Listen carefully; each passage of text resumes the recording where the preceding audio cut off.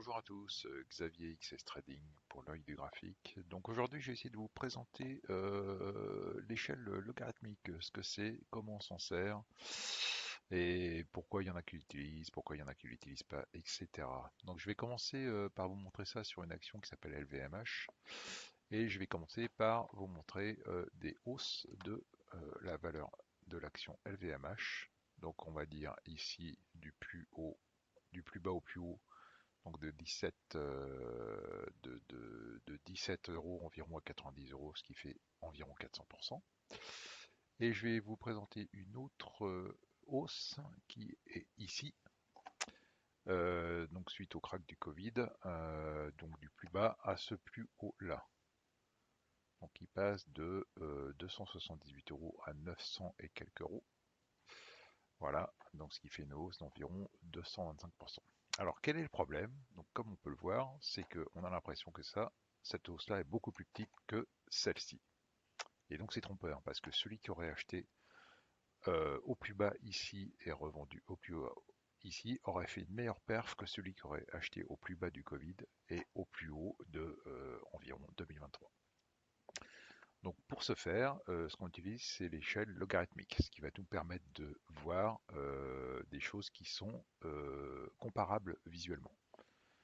Je vais faire deux autres petites hausses qui n'ont rien à voir avec le graphique LVMH. Donc je vais par exemple partir de 100. Voilà, je vais partir de 100 euros environ. Et je vais le monter à 200. Hop, environ, pour faire x2 à peu près. Voilà. Et je vais faire pareil. Je vais faire un autre petit carré comme ça, qui va partir de 500.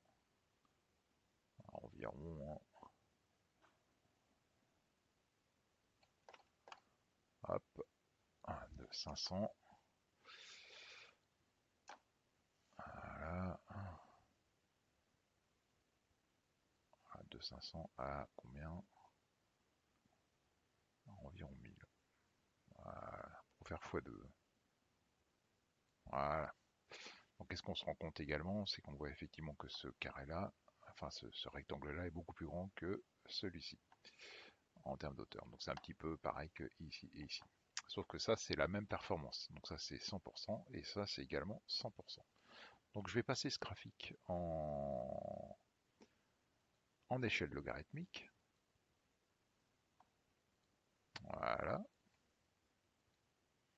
Qu'est-ce qu'on constate? On constate effectivement que visuellement maintenant, on voit que ce rectangle-là est plus haut que ce rectangle A, et donc visuellement, on se rend compte que la performance du plus bas de ce point bas là à ce point haut là est plus importante que la performance de ce point bas là à ce point haut là. Donc ce qui correspond à la réalité. Donc visuellement, c'est mieux, enfin on se rend mieux compte des variations, en particulier sur du long terme, des valeurs. Qu'est-ce qu'on remarque également? Je ne sais pas si vous avez remarqué tout à l'heure que les deux carrés que j'ai fait qui font 100% ont maintenant exactement la même hauteur. Donc c'est pour ça que c'est vraiment comparable. Donc là, on fait x2, on passe de 500 à 1000, et là on fait également x2, on passe de 100 à 200. Alors que quand je reviens sur le graphique en échelle linéaire, voilà, et bien là, hein, en échelle linéaire, voilà, on se rend compte effectivement que celui-là est beaucoup plus grand, celui-là beaucoup plus petit, et celui-là est plus petit que celui-là qui est plus grand, alors que la performance est meilleure ici que là.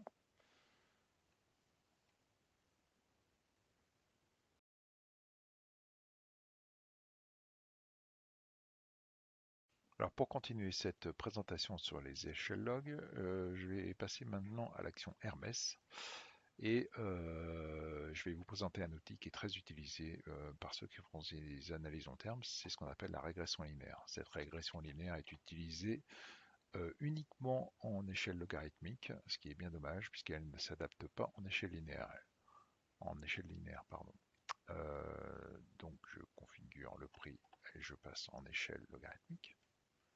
Donc on voit déjà que l'exponentielle qu'on voyait sur le graphe en échelle linéaire devient quasiment linéaire en échelle logarithmique. Et donc j'utilise l'outil de régression linéaire. Voilà.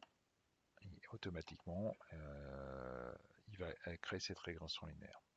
Le problème de cette partie-là, de cet objet-là, régression linéaire, c'est que quand on le passe en échelle linéaire, il ne s'adapte pas et on ne voit pas les exponentielles associées. Donc je repasse voilà, en échelle linéaire, ça fait n'importe quoi et c'est pas du tout le même graphique. Vous voyez que ça dépasse là, enfin bon, ça ne suit pas le graphique correctement. Donc je repasse en échelle logarithmique.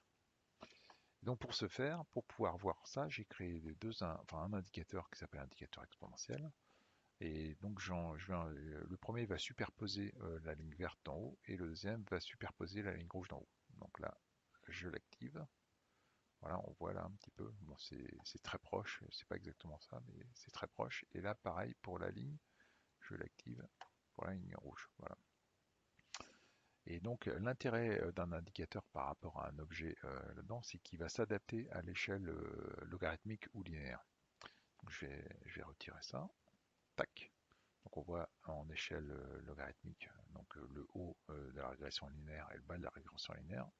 Et quand je passe en échelle linéaire, eh bien voilà ce que ça donne. Donc on voit bien deux exponentielles qui vont toucher les plus hauts là et qui vont toucher les plus bas qu'on voit un petit peu partout ici. Et donc ça correspond vraiment. Donc là, ça s'adapte. C'est l'intérêt de ces petits indicateurs exponentiels.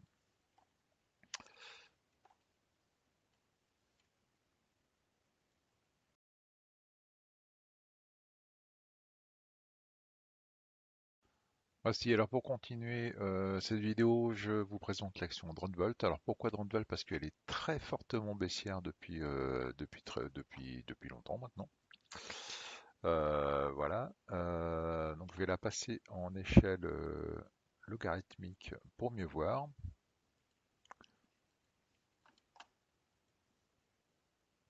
Voilà, donc en échelle logarithmique, ça donne ça. Déjà, on se rend un petit peu mieux compte de ce qui se passe, en particulier que la volatilité augmente maintenant, qu'elle avait bien augmenté là, et qu'avant elle était quand même moindre. Et donc je place mes deux indicateurs que j'ai pré-paramétrés. Donc là, comment ça se paramètre? C'est tout bête, hein. Settings. Voilà, donc j'ai deux valeurs de paramètres, j'ai le facteur et la valeur fixe. Et donc le facteur, ça va régler la pente de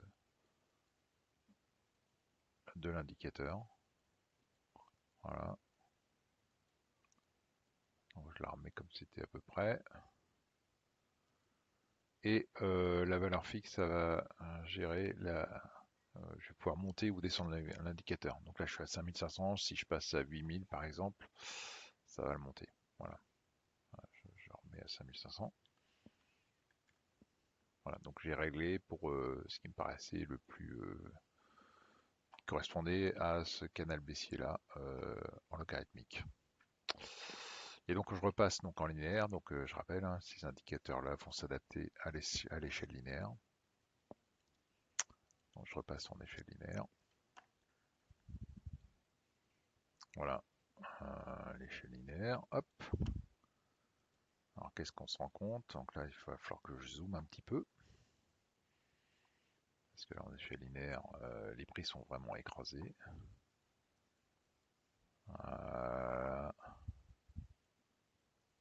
Et ben,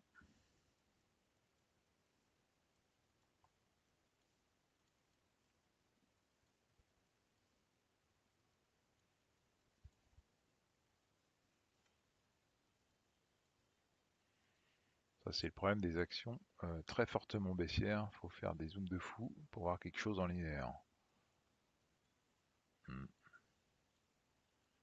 Voilà, on va y arriver.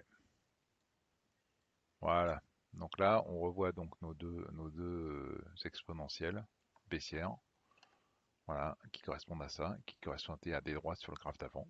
Et on voit qu'effectivement, ça commence à péter. Donc je dis pas que ça va monter, mais je dis qu'il se passe peut-être quelque chose là actuellement sur Drone Volt. Et et qui n'est pas évident à voir sur une échelle linéaire et beaucoup plus en échelle logarithmique.